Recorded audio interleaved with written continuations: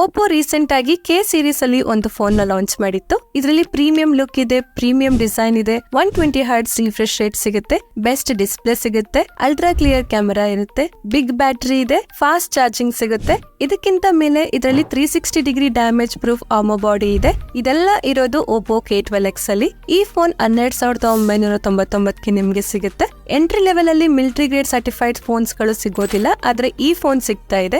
ಈ phone value for money phone ಆಗಿದ್ಯಾ ಇಲ್ವಾ, ಮಿಲಿಟರಿ ಗ್ರೇಡ್ ಸರ್ಟಿಫಿಕೇಶನ್ ಬಿಟ್ಟು ಬೇರೆ ಏನ್ ಸ್ಪೆಸಿಫಿಕೇಶನ್ ಚೆನ್ನಾಗಿದ್ಯಾ ಇಲ್ವಾ ಅಂತ ನಾನು ಇವತ್ತಿನ ವಿಡಿಯೋಲಿ ಹೇಳ್ತಾ ಇದ್ದೀನಿ. ಈ ವಿಡಿಯೋನ ನೀವು ಪೂರ್ತಿಯಾಗಿ ನೋಡಿ, ನಿಮ್ಗೆ ಗೊತ್ತಾಗುತ್ತೆ ಈ ಫೋನ್ ಅಲ್ಲಿ ಏನೇನಿದೆ ಏನೇನಿಲ್ಲ ಅಂತ. ಹಾಗೆ ನೀವೇನಾದ್ರೂ ಫಸ್ಟ್ ಟೈಮ್ ನಮ್ ಚಾನಲ್ ಗೆ ಬಂದಿದ್ರೆ ನಮ್ ಚಾನಲ್ ಗೆ ಸಬ್ಸ್ಕ್ರೈಬ್ ಆಗಿ ನನ್ಗೆ ಸಪೋರ್ಟ್ ಮಾಡಿ. ನಾನು ಸಹ ಅನ್ಬಾಕ್ಸಿಂಗ್ ವಿಡಿಯೋಸ್ ನ ಮಾಡ್ತೀನಿ, ಸಪೋರ್ಟ್ ಮಾಡ್ತೀರಾ ಅಲ್ಲ? ಹಾಗಿದ್ರೆ ಇವತ್ತಿನ ವಿಡಿಯೋನ ಶುರು ಮಾಡೋಣ. ಹಾಯ್ ಗಾಯ್ಸ್, ನಾನು ನಿಮ್ಮ ಕನ್ನಡದ ಹುಡುಗಿ. ನಿಮ್ಮೆಲ್ಲರಿಗೂ tech news pro Kannada channel ಗೆ ಸ್ವಾಗತ. ಮೊದಲನೇದಾಗಿ ಇದರ ಬಾಕ್ಸ್ ಅಲ್ಲಿ ಏನೇನಿರುತ್ತೆ ಅಂತ ನೋಡಿದ್ರೆ, ಬಾಕ್ಸ್ ಅಲ್ಲಿ ಫೋನ್ ಸಿಗುತ್ತೆ, anti drop shield back case ಸಿಗುತ್ತೆ, 45 ವಾಟ್ಸ್ ಸೂಪರ್ ವರ್ಕ್ ಫ್ಲಾಶ್ ಚಾರ್ಜರ್ ಸಿಗುತ್ತೆ, ಟೈಪ್ ಸಿ ಕೇಬಲ್ ಸಿಗುತ್ತೆ, ಕ್ವಿಕ್ ಗೈಡ್ ಸಿಗುತ್ತೆ, ಹಾಗೆ ಸ್ಮೈಲಿಂಗ್ ಫೇಸ್ ಇರೋ ಸಿಮ್ ಎಜೆಕ್ಷನ್ ಪಿನ್ ಸಿಗುತ್ತೆ. ಬಾಕ್ಸ್ ಅಲ್ಲಿ ಏನು ಮಿಸ್ ಆಗೋದಿಲ್ಲ, ಎಲ್ಲಾನು ಸಿಗುತ್ತೆ. ನೀವು ಯಾವುದೇ ಎಕ್ಸ್ಟ್ರಾ ಖರ್ಚು ಮಾಡೋ ಅಗತ್ಯನೇ ಇಲ್ಲ.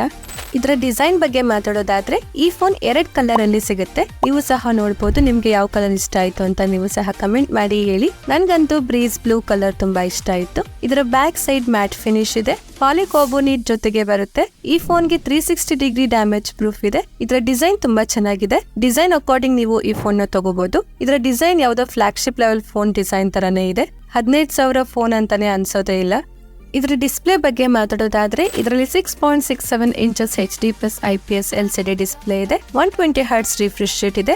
ಇದು 720p ಡಿಸ್ಪ್ಲೇ ಆಗಿದೆ. ಫುಲ್ HD ಡಿಸ್ಪ್ಲೇ ಕೊಡಬೇಕಾಗಿತ್ತು, ಚೆನ್ನಾಗಿರ್ತಾ ಇತ್ತು. HD+ ಡಿಸ್ಪ್ಲೇ ಅಷ್ಟೇ ಇರೋದು, ಆದ್ರೂ ಯೂಟ್ಯೂಬ್ ಅಲ್ಲಿ 1440p ವಿಡಿಯೋಸ್ ನ ನೋಡಬಹುದು. ಡಿಸ್ಪ್ಲೇ ಕ್ವಾಲಿಟಿ ಚೆನ್ನಾಗಿದೆ.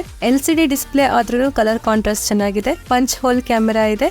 ಇದರ ಡಿಸ್ಪ್ಲೇ ಚೆನ್ನಾಗಿ ಕಾಣಿಸುತ್ತೆ. ಇದರಲ್ಲಿ ವೈಡ್ ವೈನ್ L1 ಸಪೋರ್ಟ್ ಇದೆ. HD ಕಂಟೆಂಟ್ಸ್ ನ ಆರಾಮಾಗಿ ನೋಡಬಹುದು. ಇದರಲ್ಲಿ 850 ನೈಟ್ ಹೈಯರ್ ಮೋಡ್ ಬ್ರೈಟ್ನೆಸ್ ಇದೆ, ಹಾಗೆ 1000 ನೈಟ್ ಪೀಕ್ ಬ್ರೈಟ್ನೆಸ್ ಇದೆ. ಇಂಡೋರ್ ಹಾಗೆ ಔಟ್ಡೋರ್ ಅಲ್ಲಿ ಆರಾಮಾಗಿ ಯೂಸ್ ಮಾಡಬಹುದು. ಔಟ್ಡೋರ್ ಅಲ್ಲಿ ಸ್ವಲ್ಪ ಕಷ್ಟ ಆಗುತ್ತೆ, ಫುಲ್ ಕ್ಲಿಯರ್ ಆಗಿ ಕಾಣಿಸೋದಿಲ್ಲ. ಇದರ ಡಿಸ್ಪ್ಲೇ ಸ್ಪ್ಲಾಶ್ ಟಚ್ ಜೊತೆಗೆ ಬರುತ್ತೆ. ಇದರ ಮೇಲೆ ನೀರ್ ಬಿದ್ರೂ ಇದರ ಡಿಸ್ಪ್ಲೇ ಕೆಲಸ ಮಾಡುತ್ತೆ. ಈ display Amazon HD certified display ಆಗಿದೆ. Over all budget according display ತುಂಬಾ ಚೆನ್ನಾಗಿದೆ. AMOLED ಡಿಸ್ಪ್ಲೇ ಕೊಡ್ಬೇಕಾಗಿತ್ತು, ಇನ್ನೂ ಚೆನ್ನಾಗಿರ್ತಾ ಇತ್ತು. ಇದೇ ಬಜೆಟ್ ರೇಂಜ್ ಅಲ್ಲಿ ಬೇರೆ ಬ್ರಾಂಡ್ಸ್ ಗಳು AMOLED ಡಿಸ್ಪ್ಲೇ ಕೊಡುತ್ತೆ, ಓಪೋದವರು ಕೊಡ್ಬೇಕಾಗಿತ್ತು.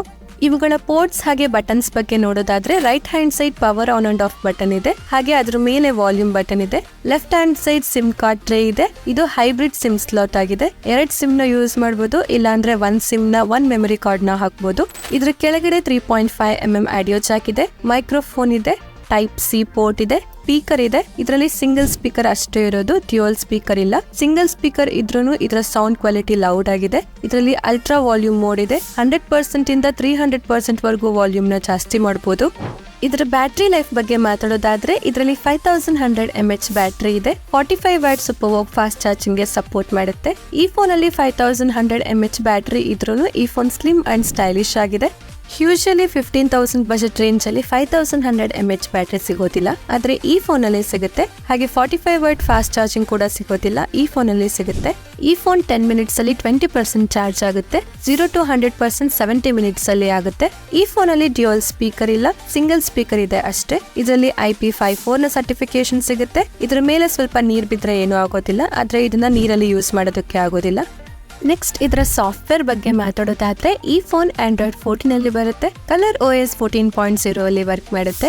ಈ ಫೋನ್ಗೆ 2 years ಮೇಜರ್ OS ಅಪ್ಡೇಟ್ ಹಾಗೆ 3 years ಸೆಕ್ಯೂರಿಟಿ ಪ್ಯಾಚ್ ಅಪ್ಡೇಟ್ ಸಿಗುತ್ತೆ. ಅಂದ್ರೆ Android 16th ವರೆಗೂ ಅಪ್ಡೇಟ್ ಸಿಗುತ್ತೆ. ಈ ಫೋನ್ ಅಲ್ಲಿ UI ಅಲ್ಲಿ ಸ್ವಲ್ಪ ಆಡ್ಸ್ ಬರುತ್ತೆ, ಹಾಟ್ ಆಪ್ಸ್, ಹಾಟ್ ಗೇಮ್ಸ್ ಕೂಡ ಬರುತ್ತೆ. ಜೊತೆಗೆ ಫ್ರೀ ಇನ್ಸ್ಟಾಲ್ಡ್ ಆಪ್ ಗಳು ಕೂಡ ಬರುತ್ತೆ. ನೀವು ಅದನ್ನ ಆರಾಮಾಗಿ ಅನ್ಇನ್ಸ್ಟಾಲ್ ಮಾಡ್ಕೋಬಹುದು. ನಿಮ್ಗೆ ಏನಾದ್ರೂ ಕ್ಲೀನ್ UI ಬೇಕು ಅಂತಂದ್ರೆ ನೀವು ಈ ಫೋನ್ ನ ತಗೋಬೇಡಿ. ಇದರಲ್ಲಿ ಹಾಟ್ ಆಪ್ಸ್, ಹಾಟ್ ಗೇಮ್ಸ್ ಹಾಗೆ ಆಡ್ಸ್ ಗಳು ಬರುತ್ತೆ. ಕ್ಲೀನ್ UI ಎಕ್ಸ್ಪೀರಿಯನ್ಸ್ ಸಿಗೋದಿಲ್ಲ. UI ವಿಷಯದಲ್ಲಿ ಓಪೋ ಅವರು ತುಂಬಾ ಕೆಲಸ ಮಾಡಬೇಕು. ಈ ಫೋನ್ ಅಲ್ಲಿ ಸ್ವಲ್ಪ ಎಕ್ಸ್ಟ್ರಾ ಫೀಚರ್ಸ್ ಗಳು ಸಿಗುತ್ತೆ. ಆಪ್ಸ್ ನ ಕ್ಲೋನ್ ಮಾಡಬಹುದು, ಆಪ್ಸ್ ನ ಲಾಕ್ ಮಾಡಬಹುದು, ಹಾಗೆ ಆಪ್ಸ್ ನ ಹೈಡ್ ಮಾಡಬಹುದು. ಇದರಲ್ಲಿ ಸ್ಮಾರ್ಟ್ ಸೈಡ್ ಬಾರ್ ಕೂಡ ಸಿಗುತ್ತೆ. ಈ ಫೋನ್ ಅಲ್ಲಿ 9 5G ಬ್ಯಾಂಡ್ಸ್ ಇದೆ. ಇದ್ರ ಜೊತೆಗೆ AI ಲಿಂಕ್ ಬೂಸ್ಟ್ ಸಿಗುತ್ತೆ, ಹಾಗೆ ಇದರಲ್ಲಿ ನೆಟ್ವರ್ಕ್ ಕನೆಕ್ಟಿವಿಟಿ ಬೂಸ್ಟ್ ಸಿಗುತ್ತೆ. ಇದರಲ್ಲಿ 5G ಕನೆಕ್ಟಿವಿಟಿ ಚೆನ್ನಾಗಿದೆ. ನೆಕ್ಸ್ಟ್ ಇದರ ಪರ್ಫಾರ್ಮೆನ್ಸ್ ಬಗ್ಗೆ ಮಾತಾಡೋದಾದ್ರೆ ಇದರಲ್ಲಿ ಮೀಡಿಯಾಟೆಕ್ ಕಡೆಯಿಂದ ಡೈಮೆನ್ಸಿಟಿ 6300 ಪ್ರೊಸೆಸರ್ ಇದೆ. ಇದರ ಅಂಟುಟು ಸ್ಕೋರ್ 4 lakhs ಹತ್ರ ಇದೆ. ಇದರ 6GB RAM 128GB storage variant ಅಲ್ಲಿ LPDDR4X RAM ಇದೆ. UFS 2.2 ನ ಸ್ಟೋರೇಜ್ ಸಿಗುತ್ತೆ. ಹಾಗೆ ಇದರ ಗೇಮಿಂಗ್ ಬಗ್ಗೆ ಮಾತಾಡೋದಾದ್ರೆ BGMI ಅಲ್ಲಿ ಸ್ಮೂತ್ ಅಲ್ಲಿ ಅಲ್ಟ್ರಾ ಆಪ್ಷನ್ ಆಡಬಹುದು. ಅಂದ್ರೆ 40 FPS ಅಲ್ಲಿ ಗೇಮ್ಸ್ ನ ಆಡಬಹುದು. ಇದ್ರ ಜೊತೆಗೆ ಇದರಲ್ಲಿ ಗೇಮಿಂಗ್ ಮೋಡ್ ಕೂಡ ಸಿಗುತ್ತೆ. ಬಜೆಟ್ ಅಕಾರ್ಡಿಂಗ್ ಗೇಮಿಂಗ್ ಗೋಸ್ಕರ ಪರವಾಗಿಲ್ಲ, ಚೆನ್ನಾಗಿದೆ. ಗೇಮ್ಸ್ ಆಡುವಾಗ ಸ್ವಲ್ಪ ಲ್ಯಾಗ್ ಫೀಲ್ ಕೊಡುತ್ತೆ, ಸ್ವಲ್ಪ ಫ್ರೇಮ್ ಡ್ರಾಪ್ಸ್ ಕೂಡ ಆಗುತ್ತೆ. ಈ ಬಜೆಟ್ ರೇಂಜ್ ಅಲ್ಲಿ ಜನರಲಿ ಆಗೇ ಆಗುತ್ತೆ. ಜಾಸ್ತಿ ಗೇಮ್ಸ್ ಆಡೋರು ಈ ಫೋನ್ ನ ತಗೊಳ್ಳೋದಕ್ಕೆ ಹೋಗ್ಬೇಡಿ, ಗೇಮಿಂಗ್ ಗೋಸ್ಕರ ಈ ಫೋನ್ ಚೆನ್ನಾಗಿಲ್ಲ.